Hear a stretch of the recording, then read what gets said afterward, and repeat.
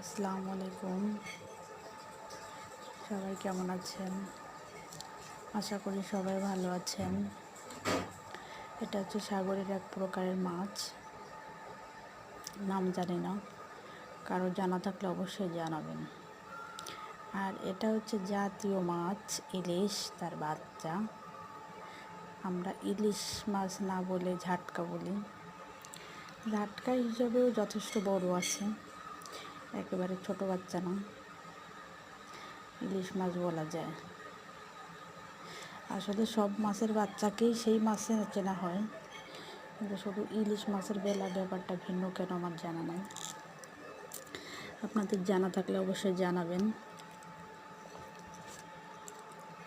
মাছগুলো অনেক টাটকা ছিল।